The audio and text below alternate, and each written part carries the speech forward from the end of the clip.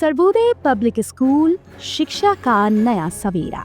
Sarvodaya public school में हम शिक्षा को एक नई दिशा देते हैं। आधुनिक सुविधाओं और अनुभवी शिक्षकों के साथ हमारा लक्ष्य है बच्चों को एक ऐसा मंच देना जहां वो अपनी क्षमताओं को पहचाने और निखारें। चाहे शिक्षा हो, खेलकूद या सांस्कृतिक गतिविधियां, हर क्षेत्र में उत्कृष्टता हमारा वादा है। यहाँ हर छात्र के सपनों को उड़ान मिलती है और नैतिक मूल्यों के साथ उनका समग्र विकास सुनिश्चित किया जाता है। सर्वोदय पब्लिक स्कूल ज्ञान, संस्कार और सफलता का संगम। आज ही पंजीकरण करें और बेहतर भविष्य की ओर कदम बढ़ाएं। प्रेरणादायक वातावरण, शिक्षा और संस्कार का अद्भुत संगम। आज से भविष्य की तैयारी होलिस्टिक एजुकेशन के साथ आपके सपनों को दे एक नई उड़ान।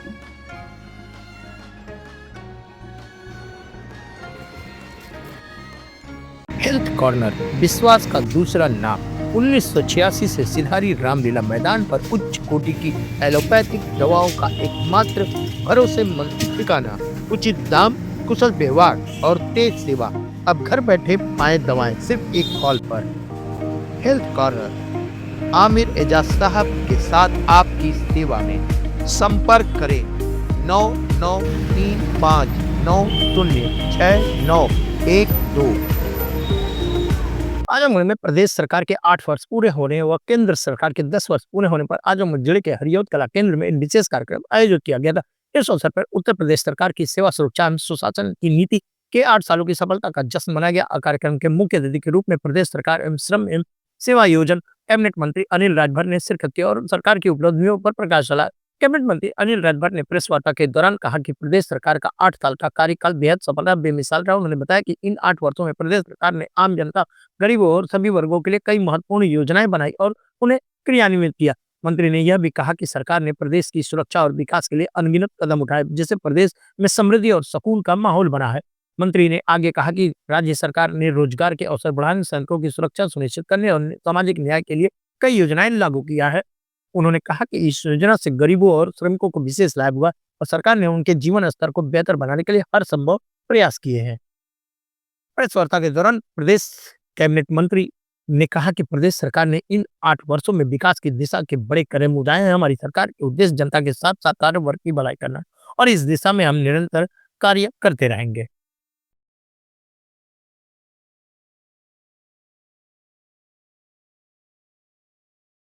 आजमगढ़ के सभी सम्मानित प्रेस के साथियों का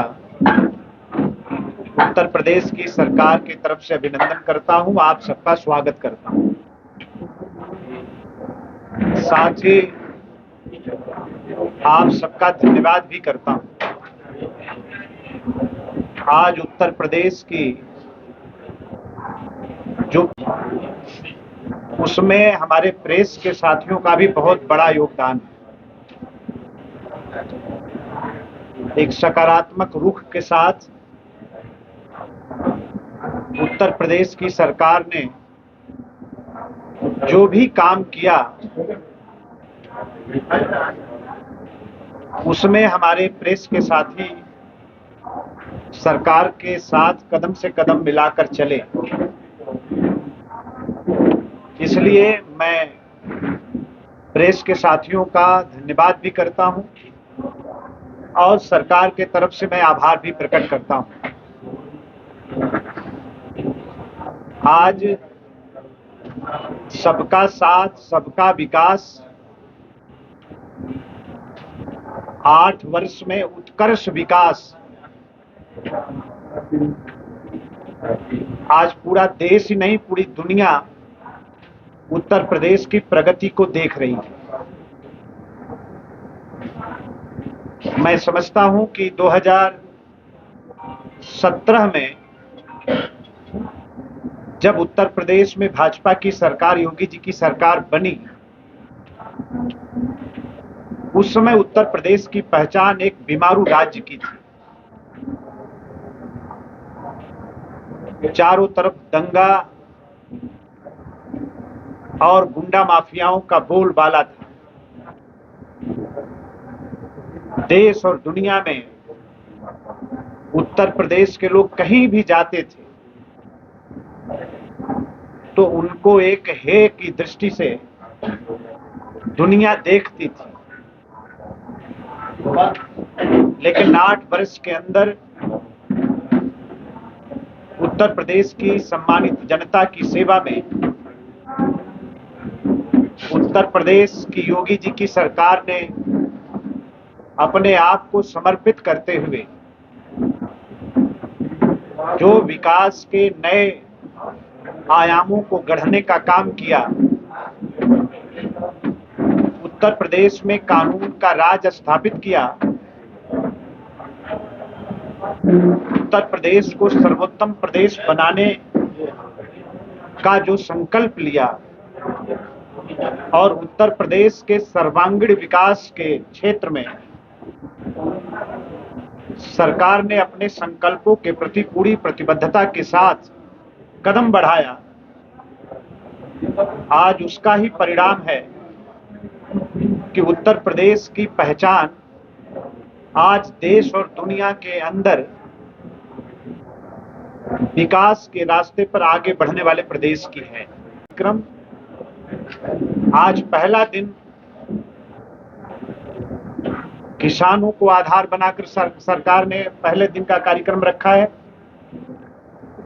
दूसरे दिन का कार्यक्रम मातृशक्ति को समर्पित है और तीसरे दिन का कार्यक्रम युवा शक्ति को समर्पित है। मैं अभिनंदन करना चाहता हूं माननीय प्रधानमंत्री जी का। उनके मार्गदर्शन में जो हमारे श्रद्धेय मुख्यमंत्री जी ने एक संकल्प लिया, माननीय प्रधानमंत्री जी कहा करते हैं कि देश में 4 जातियां हैं, पहला गरीब, दूसरा किसान, तीसरा मातृशक्ति और चौथा युवा शक्ति। तो इन 4 जातियों में जो देश को विभाजित करके योजना बनाकर जो काम माननीय प्रधानमंत्री जी के मार्गदर्शन में हो रहा है, भारत की सरकार ने भी जो फैसले किए, भारत सरकार ने भी जो योजनाएं चलाई, बिना देर किए उत्तर प्रदेश की सरकार ने उसका अनुसरण किया, जिसका हमें भरपूर फायदा मिला है। आज विरासत भी और विकास भी, आस्था भी और आर्थिकी भी, संस्कृति भी और समृद्धि भी, ये हमारे प्रमुख सिद्धांत बने हैं, जिसके आधार पर हम तेजी से आगे बढ़ रहे हैं। से चर्चा करें तो उत्तर प्रदेश आज देश में दूसरे स्थान पर है। मेरे पास खुद श्रम विभाग है और हमारा जो फैक्ट्री का सेक्शन है, आप सबको बताते हुए मुझे हर्ष हो रहा है, जब से देश आजाद हुआ तब से लेकर 2017 तक उत्तर प्रदेश में जितने कारखाने पंजीकृत हुए, उससे दूना से भी ज्यादा हमने पिछले 8 साल में कारखानों को पंजीकृत किया है। और आज के दिन हमने लक्ष्य निर्धारित किया है कि प्रतिदिन हम 10 नए कारखाने पंजीकृत करेंगे। ये मामूली बात नहीं है। पिछले वर्ष कारखानों के रजिस्ट्रेशन के क्षेत्र में जो भारत सरकार ने आंकड़ा प्रस्तुत किया, हमने महाराष्ट्र को पीछे छोड़कर पहला स्थान हमने उत्तर प्रदेश में पाया। और इस बार भी माननीय प्रधानमंत्री जी के मार्गदर्शन में और हमारे श्रद्धेय मुख्यमंत्री जी के संकल्प के आधार पर विभाग जो काम कर रहा है, अभी भी कुछ दिन बाकी है। मैं पूरा मुझे विश्वास है, आप सबको मैं आश्वस्त करना चाहता हूं, आप सबके माध्यम से उत्तर प्रदेश की सभी सम्मानित जनता को भी आश्वस्त करना चाहता हूं कि इस बार फिर हम महाराष्ट्र को छोड़कर देश में प्रथम स्थान लाने जा रहे हैं। ये कितनी बड़ी बात है। जब हम युवा शक्ति की बात करते हैं तो सबसे पहले हमारे सामने रोजगार की बात आती है। तो आप सब जानते हैं, मैं अगर चर्चा करूं तो 2007 से लेकर 2014 के बीच में उत्तर प्रदेश में 74,000 सरकारी नौकरी दी गई और 2012 से लेकर 2017 के बीच में 1,39,000 सरकारी नौकरी दी गई। लेकिन 2017 से लेकर अब तक सरकार बदलने का क्या फायदा है? इसका जीवंत प्रमाण 7.5 लाख सरकारी नौकरी हमने पिछले 8 वर्ष में दिया है और 14 लाख से भी ज्यादा लोगों को हमने निजी क्षेत्र में सेवा योजित करने का काम किया है। 26 लाख बेरोजगार नौजवानों की कैरियर काउंसलिंग हमने किया है और 3.5 करोड़ लोगों को स्वरोजगार से जोड़ने का काम उत्तर प्रदेश की भारतीय जनता पार्टी की सरकार ने, योगी जी की सरकार ने पिछले 8 वर्ष में किया है। हर हाथ को काम के संकल्प के साथ आज उत्तर प्रदेश की सरकार आगे बढ़ रही है। धरती पर हम चरितार्थ कर रहे हैं। आज हमारा जो अन्नदाता किसान है उसका मनोबल बढ़ा हुआ है और उसका परिणाम ये है कि आज कई क्षेत्र में उत्तर प्रदेश देश में प्रथम स्थान पर है। गरीब का कल्याण हमारी सरकार की प्राथमिकता है। प्रति व्यक्ति आय की दृष्टि से अगर हम बात करें तो 2017 में 52,000 रुपया प्रति व्यक्ति आय उत्तर प्रदेश की थी। आज ये बढ़कर 93,000 हो गई है। तो आज हम कैसे आस्था को आर्थिकी से जोड़ सकते हैं, इसका प्रमाण महाकुंभ प्रयागराज 2025 ने दुनिया के सामने रखा है। जब उत्तर प्रदेश की सरकार महाकुंभ की तैयारी कर रही थी तो प्रतिपक्ष के हमारे लोग कहते थे कि सरकार बेवजह का पैसा खर्चा कर रही है। लेकिन उत्तर प्रदेश की सरकार ने माननीय प्रधानमंत्री जी के आशीर्वाद, उनके संरक्षण और मार्गदर्शन में जो काम किया है, आज पूरे दुनिया के अर्थशास्त्रियों को सोचने पर मजबूर किया है। 7,500 करोड़ महाकुंभ में सरकार ने खर्चा किया और 3.5 लाख करोड़ का उत्तर प्रदेश को आर्थिक क्षेत्र में फायदा हुआ है। आज सरकार का पुरुषार्थ क्या है, हमारे महाकुंभ ने उसको भी प्रमाणित करने का काम किया है। पूरे दुनिया में धार्मिक आयोजन हो चाहे कोई आयोजन हो, अगर हम धार्मिक आयोजन की ही बात करें तो 2 सबसे बड़े आयोजन माने जाते थे। एक, जब मुस्लिम भाई हज करने के लिए जाता है, और दूसरा जो करबला की यात्रा निकलती है कुवैत में। इन दोनों आयोजनों को मीलों पीछे छोड़ दिया। तो आज जो भारत की आध्यात्मिक ताकत है, हमारी जो शक्ति, आज उसकी स्वीकार्यता देश और दुनिया में किस तरह से बढ़ी है, उसको भी हमारे महाकुंभ ने प्रमाणित करने का काम किया है।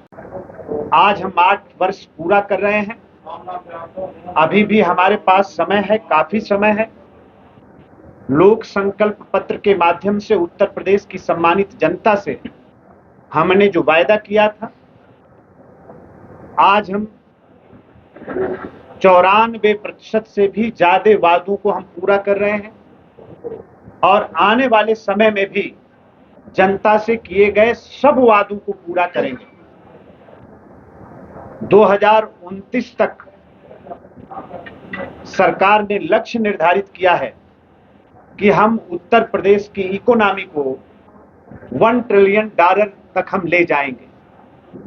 ये अपने आप में बहुत बड़ा लक्ष्य हमारी सरकार ने निर्धारित किया है, लेकिन जिस तरह से माननीय मुख्यमंत्री जी के संरक्षण में पूरी टीम काम कर रही है, एक सामूहिक प्रयास का भी मैं समझता हूं कि देश के अंदर एक बड़ा उदाहरण उत्तर प्रदेश की सरकार ने प्रस्तुत किया है। तो आने वाले समय में अभी भी मेरे पास, हम लोग के पास काफी समय है, तो लोक संकल्प पत्र के माध्यम से जो भी वादा हम लोगों ने जनता से किया है उन सारे वादों को भी पूरा करेंगे।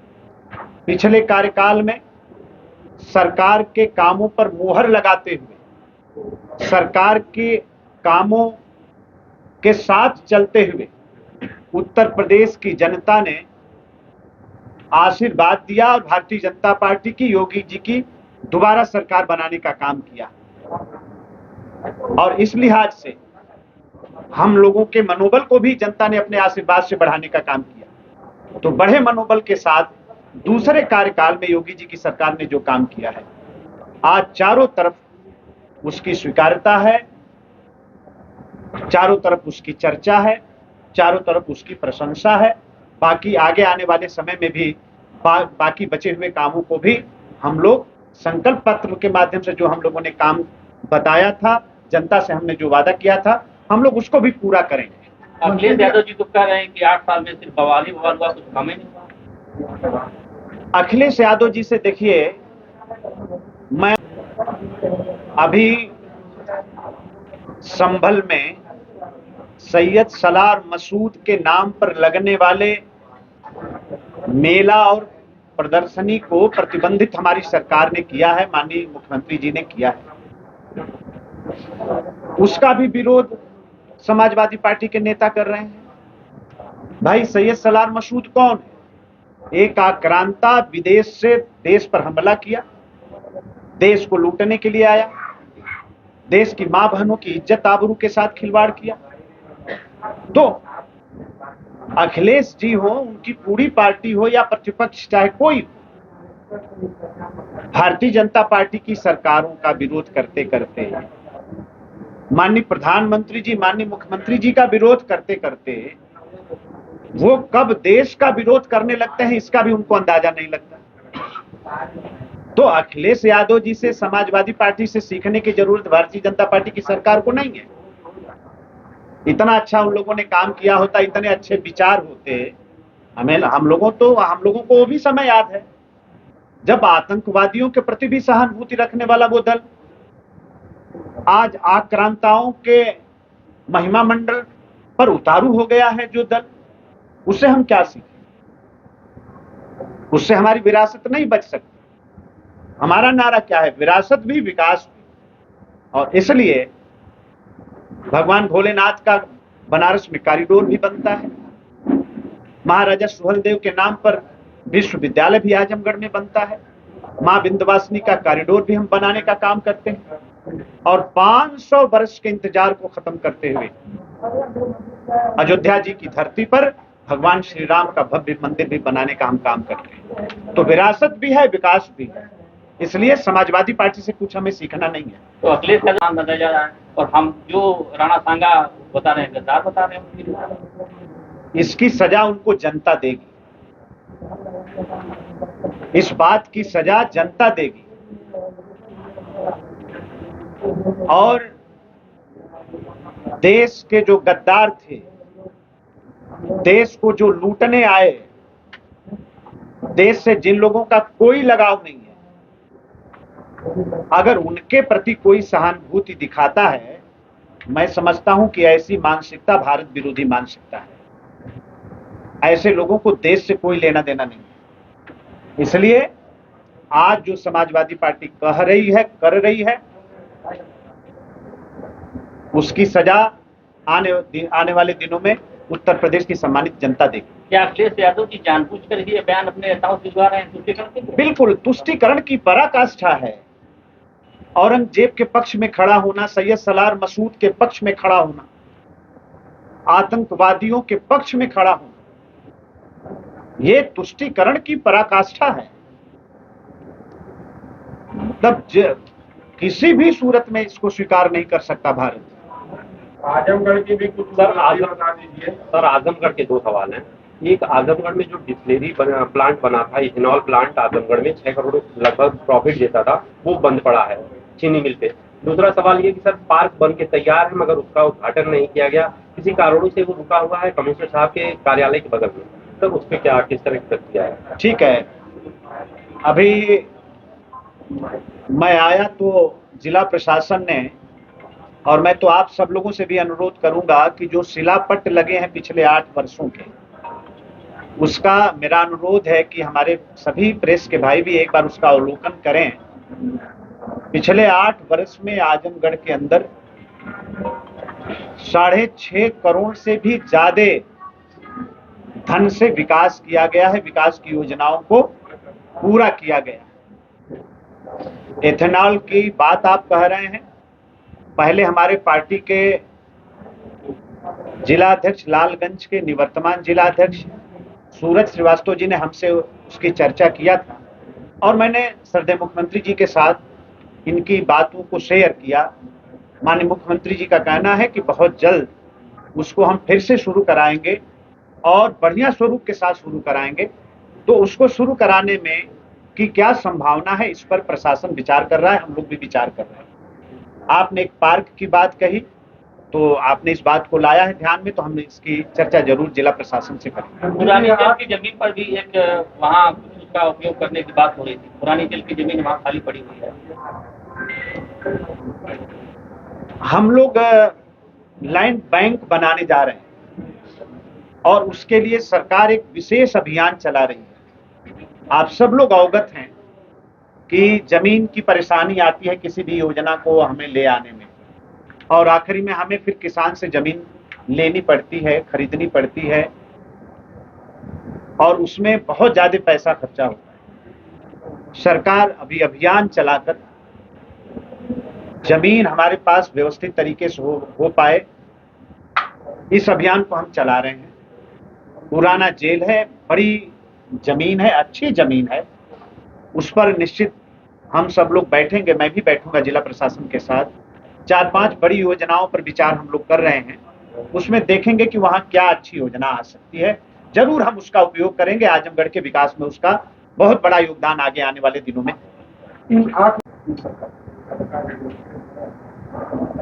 भाई 100 में 100 मैंने कहा, और ईमानदारी से अपने सीने पर हाथ रखकर हर व्यक्ति उत्तर प्रदेश का ये विचार करे कि 2017 से पहले उत्तर प्रदेश की पहचान क्या थी और आज उत्तर प्रदेश की पहचान कहाँ है। हमने बस एक बात कहा, आज देखिए उत्तर प्रदेश देश का सर्वाधिक एक्सप्रेसवे वाला प्रदेश है। उत्तर प्रदेश आज सबसे ज्यादा हवाई अड्डों वाला प्रदेश है। आज हम दुनिया का सबसे बड़ा हवाई अड्डा बनाने जा रहे हैं। उत्तर प्रदेश की पहचान लैंड लॉक के नाम पर थी और इसीलिए उत्तर प्रदेश का विकास नहीं हो पा रहा है। हमने उस पहचान को दूर किया है। बनारस से लेकर हल्दिया तक वाटर वे पर सरकार काम कर रही है। जलमार्ग के विकल्प पर भी हम काम कर रहे हैं। आज किसानों के नाम पर आज का दिन सरकार ने निर्धारित किया है। 4000 करोड़ से यूपी एग्रीज योजना हम लेके आ रहे हैं और विशेष तौर पर हमारे पूर्वांचल के किसान और बुंदेलखंड के किसान कैसे आत्मनिर्भर बन सकते हैं, कैसे समृद्ध हो सकते हैं, कैसे उनकी आमदनी कई गुना, 2 गुना नहीं कई गुना कैसे ज्यादा बढ़ सकती है। अभी हम पूर्वांचल और बुंदेलखंड के 500 किसानों को दुनिया घुमाने वाले हैं, दुनिया में लेकर जाने वाले हैं, और 4000 करोड़ से जो मत्स्य के क्षेत्र में संभावनाएं हैं। अभी सऊदी के वहां के प्रशासन के लोग उन्नाव के अंदर एक बहुत बड़ी योजना अपनी लॉन्च किए हैं, जिसका शिलान्यास माननीय मुख्यमंत्री जी ने किया है मत्स्य के क्षेत्र में। तो ये जो इन्वेस्ट है, जो निवेश है, कभी कोई कल्पना कर सकता था? आज हम दूसरे स्थान पर हैं और हमने पीछे किसको छोड़ा है? हमने गुजरात को पीछे छोड़ा है, हमने महाराष्ट्र को पीछे छोड़ा है, हमने कर्नाटका को पीछे छोड़ा है। हमने ऐसे राज्यों को पीछे छोड़कर आज हम निवेश के मामले में हम दूसरे स्थान पर खड़े हैं। मैंने आपसे शुरू में चर्चा की कि फैक्ट्री रजिस्ट्रेशन का उठाकर देखिए, आखिर कोई निवेशक क्यों यहाँ आएगा? मंत्री जी, आप प्रभारी मंत्री भी हैं, बजट उसका है, अंतर्राष्ट्रीय एयरपोर्ट का क्या प्लान है आपका? अंतर्राष्ट्रीय बनाने का प्लान है। अब आप सब लोग इस बात को से अवगत होंगे कि एयरपोर्ट अथॉरिटी जो भारत सरकार की है, हम एयरपोर्ट बनाते हैं और पैसेंजर के आधार पर हम अपना निवेदन भारत सरकार को प्रस्तुत करते हैं और तमाम एयरलाइंस जो चल रही हैं हम उनसे भी संवाद करते हैं। और मुझे लगता है कि बीच में पैसेंजर वगैरह की कोई प्रॉब्लम आई होगी, इस नाते जो फ्लाइट चल रही थी वो रुकी है। मुझे लग रहा है कि दोबारा फिर चलेगी, लेकिन उत्तर प्रदेश की सरकार की मंशा है कि आजमगढ़ में अंतर्राष्ट्रीय फ्लाइटें लैंड करें, यहाँ से दुनिया में लोगों को जाना हो तो जाएं। इस पर सरकार काम कर रही है। अगली मुलाकात जब होगी तो मैं निश्चित आपको अपडेट सर, एक सवाल मेरा है, किले लगाए गए जिसमें 2844 लोगों को रोजगार मिला, तो ऐसे में कैसे यहाँ के युवाओं को नौकरी का सपना साकार होगा सर? नहीं, दो बातें हैं। देखिए, मुख्यमंत्री युवा उद्यमी अभियान भी हम चला रहे हैं। मैंने शुरू में चर्चा की, आज भी एक रोजगार मेला जिला प्रशासन ने यहाँ लगा रखा है। मैंने शुरू में कहा, और ऐसा नहीं है कि बनारस में रोजगार मेला लगेगा तो आजमगढ़ का हमारा कोई युवा वहां जाने के लिए रोका जाएगा, कोई प्रतिबंध नहीं है। आज वो देश में घूमे। अभी मैंने तो पिछली बार भी आपसे चर्चा की, अभी 25,000 हम युवाओं को देश के बाहर हम भेजने जा रहे हैं। हमने लक्ष्य निर्धारित किया है, इस वित्तीय वर्ष जो आने वाला वित्तीय वर्ष 25,000 लोगों को हम बाहर भेज रहे हैं। और मुझे प्रसन्नता है कि अभी हमने इजराइल जो 5600 अपने श्रमिकों को हमने भेजा, उसमें सर्वाधिक संख्या आजमगढ़ की। और हमारे जो वहां श्रमिक गए हैं, प्रति माह के हिसाब से मतलब 1.5 लाख से कम कोई नहीं कमा रहा है, 2.5 लाख तक कमा रहे हैं। अभी हम जर्मनी भेजने जा रहे हैं, हम जापान भेजने जा रहे हैं, हम क्रोएशिया के साथ हमारा संबंध बनने जा रहा है, हम संपर्क कर रहे हैं। अभी उत्तर प्रदेश की सरकार एक बहुत बड़ी चीज अभी कैबिनेट में आगे आने वाला है, हम अपना मिशन बनाने जा रहे हैं, मिशन रोजगार बनाने जा रहे हैं। अभी उत्तर प्रदेश के बाहर अगर हमें किसी अपने युवा को भेजना हो, देश के बाहर किसी युवा को भेजना हो, तो हम भारत सरकार की NSTC जो संस्था है वहां हम मजबूर होते हैं, उनके माध्यम से ही हम भेज सकते हैं। लेकिन जैसे हमारा मिशन बन के तैयार हो जाएगा तो देश और दुनिया में हम कहीं भी अपने बेरोजगार नौजवानों को भेजने के लिए स्वतंत्र हो जाएंगे। दूसरा, जो टाटा है, टाटा का एक ग्रुप है 3000 कंपनियों का, अभी हमने MOU साइन किया है उनके साथ, क्योंकि सेवा योजन विभाग भी मेरे पास है, और उनके 3000 कंपनियों का एक ग्रुप है, जो भारत की भी कंपनी है, भारत के बाहर की भी कंपनियां हैं। सिर्फ मैं इसीलिए उससे MOU किया हूं उस ग्रुप से कि हमारे जो उत्तर प्रदेश के बेरोजगार नौजवान हैं बढ़िया बढ़िया कंपनी में जा सकें, अच्छे पैकेज के जा सकें, के माध्यम से जा सकें। इस बात के लिए हम लोग निरंतर प्रयास करते हैं। आप ही के विधायक श्याम प्रकाश जी चलाएं, तो क्या 8 साल की उपलब्धियों से कुछ नहीं है क्या आपकी विधायक की? अब किसी की अपनी निजी राय हो सकती है, उस पर हमें नहीं कोई टिप्पणी करनी।